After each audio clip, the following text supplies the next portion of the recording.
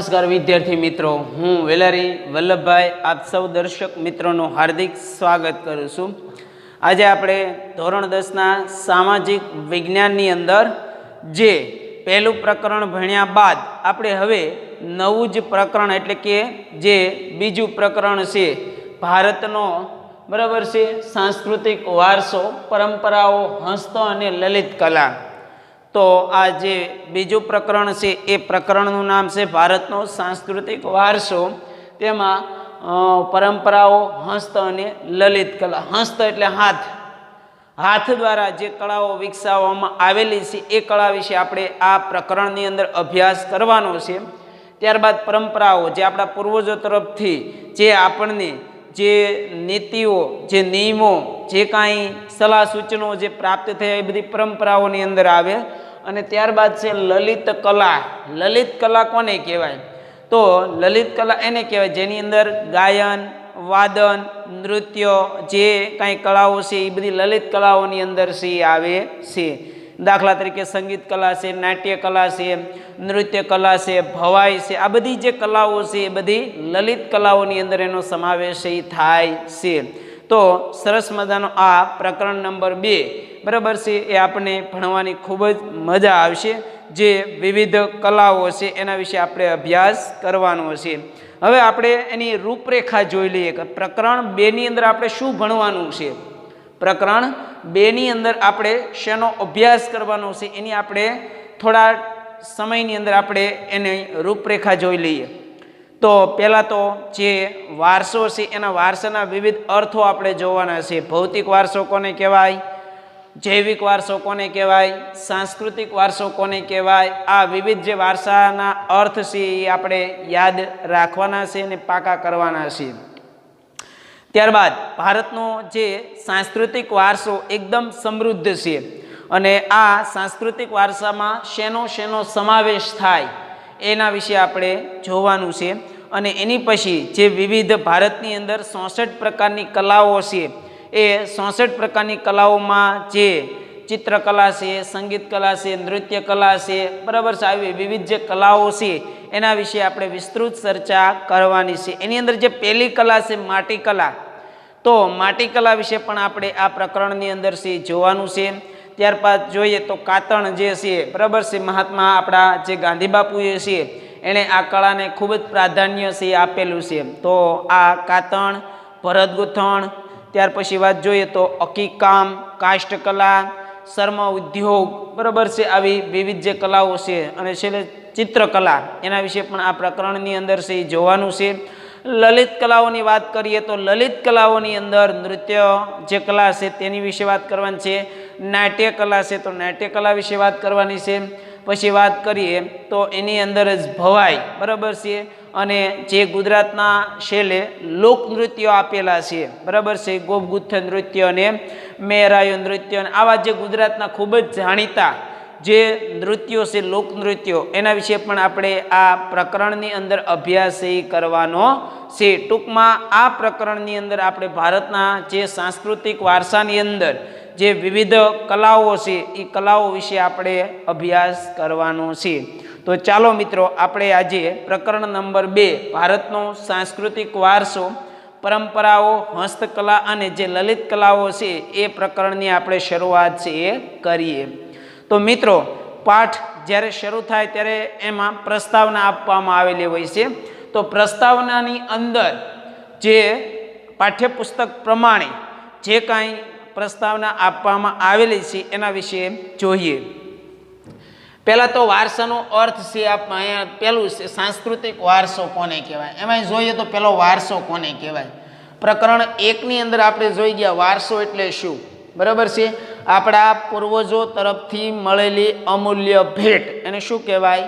વારસો। આપણા પૂર્વજો તરફથી મળેલી ભેટ એને વારસો તરીકે ઓળખવામાં આવે છે। વારસાના અહીંયા આપણે 3 અર્થ જોવાના છે। પહેલાં તો વારસાનો અર્થ તો આપણે જોઈ લીધો, ત્યારબાદ વારસાના જે 3 અર્થ આપેલા છે એ આપણે જોવાના છે। જોઈએ આપણે તો પહેલી જ વાત છે કે ભારતનો સાંસ્કૃતિક વારસો કેવો છે? એકદમ સમૃદ્ધ છે। આપણે બધા જાણીએ છીએ કે ભારતની અંદર જે સાંસ્કૃતિક વારસાનો વિકાસ થયો તેવો એકે પણ દેશમાં સમૃદ્ધ જોવા મળતો નથી અને આવા સમૃદ્ધ વારસાથી આકર્ષાઈને વિદેશી પ્રજાઓ ભારતમાં આવી હતી અને આદાન પ્રદાનને કારણે ભાતીગળ ભારત છે એનું નિર્માણ થયેલું જોવા મળે છે. ટૂંકમાં ભારતનો જે સાંસ્કૃતિક વારસો છે એ એકદમ સમૃદ્ધ છે જોવા મળે છે, જેમાં ભૌતિક વારસો અને જૈવિક વારસો બરાબર છે એનો સમાવેશ થાય છે. વારસો કોને કહેવાય? તો આપણા પૂર્વજો તરફથી મળેલી અમૂલ્ય ભેટ. વારસાના બે પ્રકારો અહીંયા જોયા. ભૌતિક વારસો કોને કહેવાય અને જૈવિક વારસો કોને કહેવાય? હવે ભૌતિક વારસો છે એની પહેલા વાત કરીએ. કયો વારસો? જૈવિક વારસાની વાત કરીએ. તમને પ્રશ્ન પૂછાય, ભાઈ જૈવિક વારસો એટલે શું? જૈવિક વારસો એટલે શું? તો અહીંયા વ્યાખ્યા આપેલી છે કે બાળકને જન્મ સાથે જ મા બાપના શારીરિક અને બીજું છે માનસિક, બાળકના જન્મ સાથે જ માતા પિતાના શારીરિક અને માનસિક જે લક્ષણો પ્રાપ્ત થાય એને શું કહેવાય? જૈવિક વારસા તરીકે ઓળખવામાં આવે છે.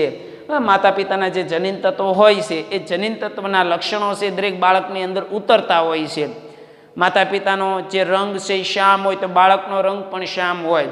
માતા પિતાની ઊંચાઈ સારી, હાઇટ ઊંચી હોય તો બાળક છે એની હાઇટ પણ મોટાભાગે ઊંચી છે એ જોવા મળે છે. ટૂંકમાં આ બધા શારીરિક લક્ષણો અને જે મન છે માનસિક લક્ષણો એ પણ માતા પિતાના લક્ષણોમાંથી જ ઉતરતા હોય છે. બરાબર છે. તો તમને પ્રશ્ન પૂછે કે ભાઈ જૈવિક વારસો એટલે શું?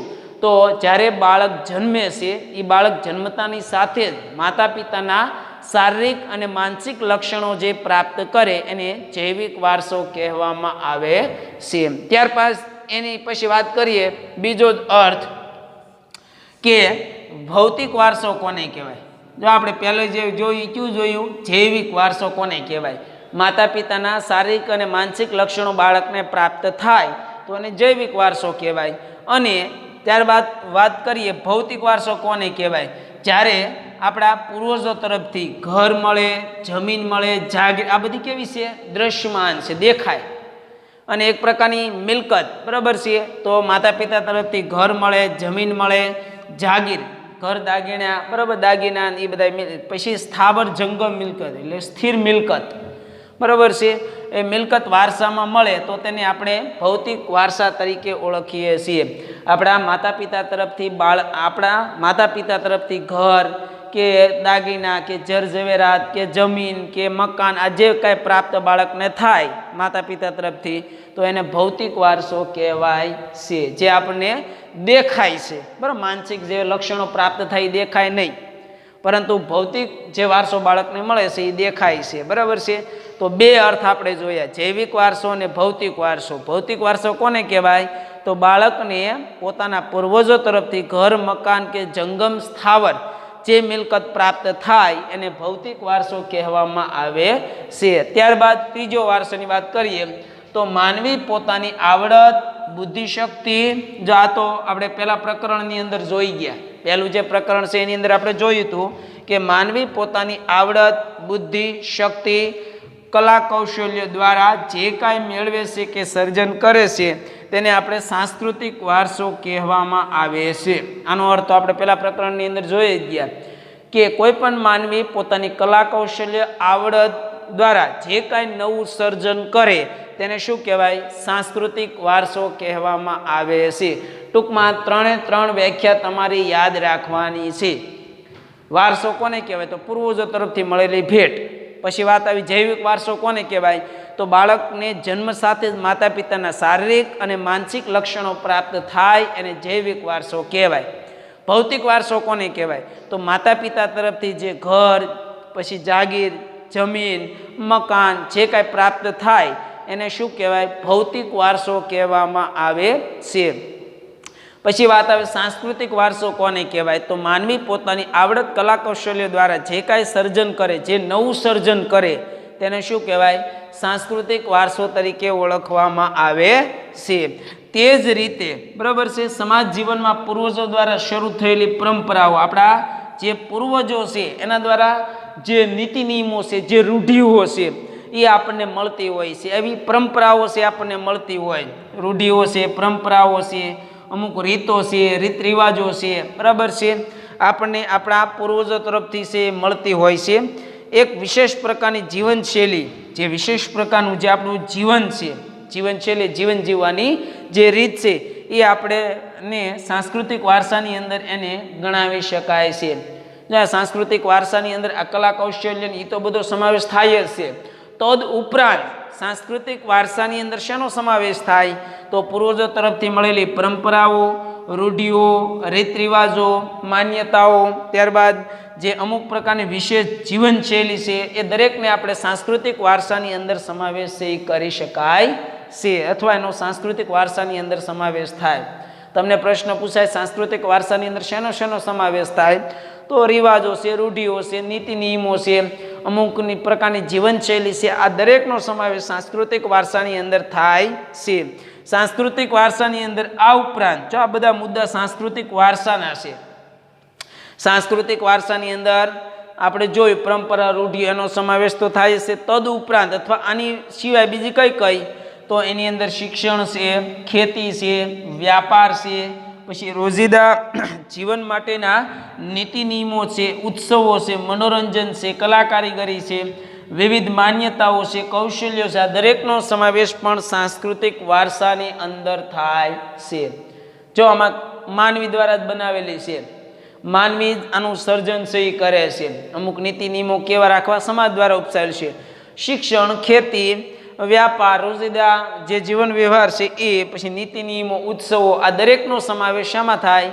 સાંસ્કૃતિક વારસાની અંદર થાય છે। આવા સાંસ્કૃતિક વારસાનું જતન અને જાળવણી કરવાની આપણી ફરજ બની રહી છે।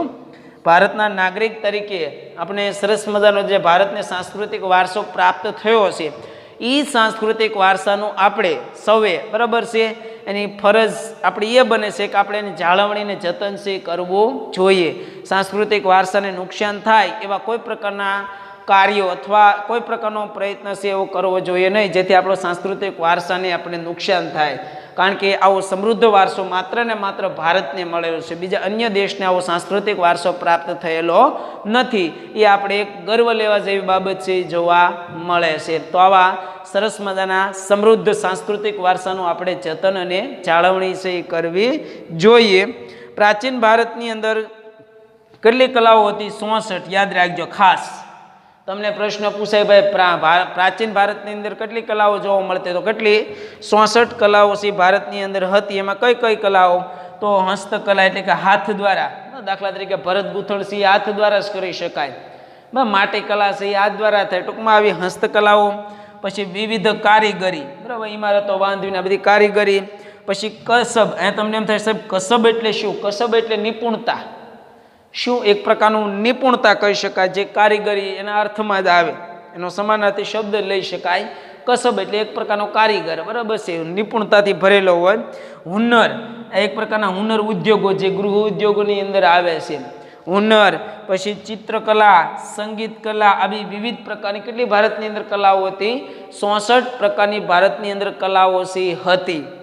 પછીનો મુદ્દો આપણે જોઈએ તો સાંસ્કૃતિક વારસાના પ્રત્યેક સ્વરૂપ યોગ વિદ્યાના વિશ્વએ સ્વીકાર, જો વિશ્વએ પણ આપણા સાંસ્કૃતિક વારસાનો સ્વીકાર કરેલો છે। આપણી જે પ્રાચીન સમયની મુદ્રાઓ હતી એ પણ મૂલ્યવાન હતી। ભારતનો સાંસ્કૃતિક વારસો સમૃદ્ધ છે પહેલેથી જ। જે લોથલ, હડપ્પા, મોહેંજો-દડો સંસ્કૃતિ એ સમયની હતી, એ સમયથી શરૂ કરીને આજ દિન સુધી ભારતનો સાંસ્કૃતિક વારસો એકદમ સમૃદ્ધ રહ્યો છે। અને આવા સાંસ્કૃતિક વારસાનો વિશ્વએ બરાબર છે એને સ્વીકાર છે એ કરેલો છે। એનું ઉદાહરણ અહીંયા આપેલું છે કે યોગ વિદ્યા, જે ભારતને સરસ મજાની આ કલા છે યોગ વિદ્યા, બરાબર છે, એ યોગ વિદ્યાનો પણ વિશ્વએ સ્વીકાર કર્યો છે। તેથી જ દરેક વર્ષની અંદર જે 21મી જૂન ઉજવાય છે, કઈ 21મી જૂન, આ તો તમને ખ્યાલ જ હશે કે વિશ્વ યોગ દિવસ ક્યારે ઉજવાય? તો 21મી જૂન, યાદ રાખજો ખાસ, વિશ્વ યોગ દિવસ ક્યારે ઉજવાય? તો 21મી જૂન, બરાબર છે। એનો મતલબ કે આપણો જે આ સરસ મજાની યોગ વિદ્યા છે એનો સ્વીકાર વિશ્વએ પણ કરેલો છે। તો આવો સરસ મજાનો ભારતનો સમૃદ્ધ અને વિવિધતાવાળો સાંસ્કૃતિક વારસો આપણને એટલે કે ભારતને પ્રાપ્ત થયેલો છે જોવા મળે છે। એટલી જે પ્રસ્તાવના જોઈ એની અંદર માત્ર ને માત્ર ખાસ તમારે યાદ રાખવા જેવી બાબત કઈ? તો તો એક વારસો કોને કહેવાય, જૈવિક વારસો કોને કહેવાય, સાંસ્કૃતિક વારસો કોને કહેવાય, ભૌતિક વારસો કોને કહેવાય, સાંસ્કૃતિક વારસાની અંદર શેનો સમાવેશ થાય, આ બાબતો તમારે ખાસ યાદ રાખવાની છે. પ્રાચીન ભારતની અંદર કેટલી કળાઓ હતી, તો 66 પ્રકારની જે કળાઓ છે એ ભારતની અંદર હતી. અને વિશ્વએ ભારતના એમ કહેવાય કે જે યોગ વિદ્યા છે એનો સ્વીકાર કરેલો છે. એટલા માટે વિશ્વની અંદર દર 21મી જૂને વિશ્વ યોગ દિવસની ઉજવણી છે એ કરવામાં આવે છે. બરાબર છે. તો આ આપણે જે પાઠ્યપુસ્તકની પ્રસ્તાવના છે બીજા પ્રકરણની એ આપણે જે પ્રસ્તાવના છે એ પ્રસ્તાવના આપણે જોઈ લીધી. એની અંદર જે વિવિધ અર્થો તમારે યાદ રાખવાના છે એની વાત પણ છે એ કરી દીધી. ત્યારબાદ આપણે પુસ્તકની અંદર જે બીજો મુદ્દો આપવામાં આવેલો છે કે ભારતના કસબીઓની કરામત, એની અંદર માત્ર વિવિધ જે કલાઓ છે એની વાત કરવામાં આવેલી છે. કઈ કઈ બાબત, તો એમાં એવું કીધું છે કે ભારતના જે સમૃદ્ધ સાંસ્કૃતિક વારસો છે એને વિકસાવવામાં ભારતના જે કારીગરો અને ભારતના જે કસબીઓ છે એની હુનર પારંગતતામાં છે જોવા મળે છે. ટૂંકમાં કહેવાનો અર્થ એ છે કે ભારતનો સાંસ્કૃતિક વારસો છે સમૃદ્ધ છે એ કોના લીધે છે, તો કારીગરો અને કસબીઓની જે કરામત છે એની અંદર છે એ જો એ ન હોત તો ભારતનો સાંસ્કૃતિક વારસો સમૃદ્ધ બનત નહીં. બરાબર છે. ભારતીગળ ભારત છે એને વિકસાવવામાં આવા કસબીઓ અને જે કારીગરો છે એની જે કલા છે એ પણ જોવા મળે છે. જો એ ન હોત તો ભાતીગળ જીવન છે બનત નહીં. ભારતની અંદર કઈ કઈ કલાઓ છે જાણીતી છે, કઈ જે કલાઓ છે એ પ્રખ્યાત છે એની જો વાત કરીએ તો ભારતની અંદર ભરત ગૂંથણ છે, કાષ્ઠકલા છે, શર્મ જે ચામડું છે, ચામડામાંથી વિવિધ જે ઓજારો સાધનો બનાવવામાં આવી શર્મ ઉદ્યોગ છે, પછી ભરત ગૂંથણ છે, પછી વણાટ કલા છે, હસ્તકલા છે, પછી હીરાની જે કારીગરી છે, હીરાની કૌશલ્ય કારીગરી એની પણ ભારતની અંદર આ કળા ખૂબ જ જાણીતી છે. નાટ્ય કલા છે, ઘણી બધી કલાઓ છે ભારતની અંદર છે એ જાણીતી છે. અને આ કલાને કારણે ભારતીય છે આખા વિશ્વની અંદર છે જાણીતો જોવા મળે છે. ટૂંકમાં જો આવા કારીગરો અને જો કસબીઓ ન હોત તો ભારતનો આવો સરસ મજાનો સાંસ્કૃતિક વારસો સમૃદ્ધ બનત નહીં. ત્યાર પછી વાત કરીએ તો એમાં જે પહેલી કલા છે બરાબર પાઠ્યપુસ્તક પ્રમાણે, તો જે આપણે કલાઓના નામ બોલ્યા એમાં સરસ મજાની જે કલા છે માટીકલા, એ માટીકલા વિશે આપણે જોવાનું છે. હવે આપણે સૌને ખબર છે કે માટીમાંથી વિવિધ સાધનો બનાવવામાં આવે છે, વિવિધ ઘરના વાસણો છે બનાવવામાં આવે છે. અને આમ તો જોઈએ તો માનવી અને માનવ જીવન વચ્ચેનો સંબંધ ખૂબ જ ઘનિષ્ઠ જોવા મળે છે. બાળકનો જન્મ થાય ત્યારથી લઈ અને માણસ મૃત્યુ પામે ત્યાં સુધી આ વચ્ચે માટી અને માનવ વચ્ચેનો સંબંધ ખૂબ જ ઘનિષ્ઠ રીતે સી જોવા મળે છે.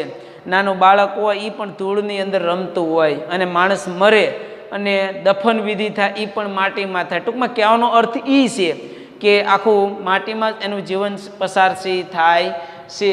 તો માનવ જીવન અને માટી વચ્ચે ઘણો જ પ્રાચીન સંબંધ છે જોવા મળે છે એવું કહી શકાય. એના કારણે તો જ્યારે આ માનવને જ્યારે ધાતુ કલા વિકાસ નથી પામી, તો ધાતુનો વિકાસ નહોતો થયો, ત્યારે મોટાભાગે જે માટીમાંથી બનાવેલા વિવિધ જે વાસણો હતા એનો ઉપયોગ માનવ છે કરતો હતો. જોઈએ આપણે ધાતુકામની શોધ નહોતી થઈ ત્યારે માનવી મહદ અંશે એટલે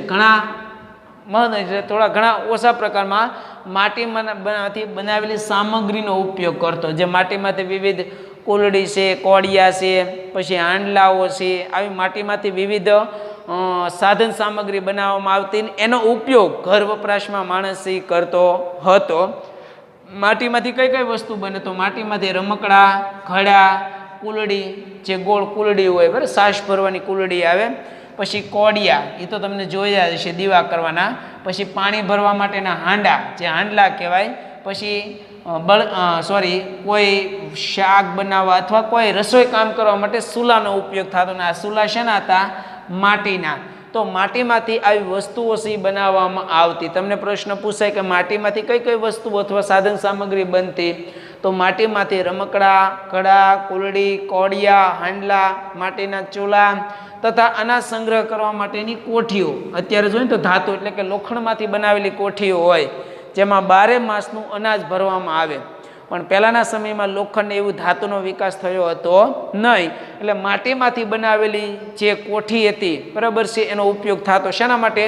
તો અનાજનો સંગ્રહ કરવા માટે. બાજરો છે, ઘઉં છે, ચોખા છે, અને 12 માસ ટકી રહે, બગડે નહીં, એટલે માટીમાંથી કોઠી બનાવવામાં આવતી. એ કોઠી છે શામાંથી બનતી? માટીમાંથી. ટૂંકમાં માટીમાંથી આવી વસ્તુઓ છે બનાવવામાં આવતી હતી. પછી ત્યાર પછી વાત કરીએ તો ઘરની દિવાલને સુશોભન કરવા, બરાબર, સુશોભન એટલે શણગારવા માટે. પ્રાચીન સમયની અંદર ઘરની જે મહિલાઓ હતી, કોઈ વાર તહેવારમાં કોઈ પ્રસંગની અંદર જે ઘર કાચા, પહેલાં તો પ્રાચીન સમયમાં કાચા મકાન હતા, તો આવા કાચા મકાનને એ ગારનું લીપણ કરતી. ભેંસ અને ગાયના જે ગોબર છે એ ગોબરનું લીપણ કરવામાં આવતું. એવી રીતે ઘરને શણગારવામાં આવતું. લીપણ કરી અને મકાન ધોવાઈ ગયું અથવા સારું સુશોભન કરવા માટે આવા ઘરની દિવાલ છે એને ગારથી શણગારવામાં આવતી, બરાબર. તો માટીમાંથી બનાવેલી જે ધૂળ છે એ દિવાલને શણગારવામાં આવતી. પછી પાણી ભરવા માટે, દૂધ ભરવા માટે, દહીં ભરવા માટે, છાશ અને ઘી જેવા પ્રવાહી ભરવા માટે માટીના વાસણો છે રાખવામાં આવતા. હજી પણ કોલડી છે, બરાબર છે. પછી માટીમાંથી બનાવેલા હાંડલા છે. આવા જે પ્રવાહી છે, દૂધ છે, છાશ છે, માખણ છે, ઘી છે, આવા પ્રવાહીઓ છે માટીમાંથી બનાવેલા જે હાંડલા છે એની અંદર છે રાખવામાં આવતા હતા. એની જે મીઠાશ, એની જે સોડમ છે એ કુદરતી છે જોવા મળતી. તો માટીમાંથી આવા બનાવેલા જે કાંઈ સાધનો છે એનો ઉપયોગ છે માણસ છે પહેલાંના સમયમાં કરતો હતો. લોથલ છે, જો જૂની સંસ્કૃતિ, લોથલ, મોહેંજો-દડો તથા હડપ્પા સંસ્કૃતિના સમયના માટીના લાલ રંગના પવાલા. જો આ પ્રાચીન સમયની જે પ્રાચીન સંસ્કૃતિ છે, લોથલ છે, મોહેંજો-દડો છે, હડપ્પા છે, આવા સંસ્કૃતિના સમયમાં પણ માનવીઓ છે માટીમાંથી બનાવેલા વાસણોનો ઉપયોગ છે એ કરતો હતા. એના ઉત્તમ ઉદાહરણો આપેલા છે કે લાલ રંગના પવાલા મળી આવ્યા, બરણી, પછી રકાબી, આવા વાસણો છે મળી આવ્યા. એના આધારે કહીએ કાંઈ કે પ્રાચીન સમયમાં પણ માટીમાંથી બનાવેલા જે વાસણો હતા એનો ઉપયોગ માનવી છે કરતો હતો. પણ એ સમયે પણ માટી સાથે માણસનો સંબંધ ખૂબ જ ઘનિષ્ઠ છે જોવા મળતો હતો. એ આના ઉદાહરણ દ્વારા આપણે કહી શકાય.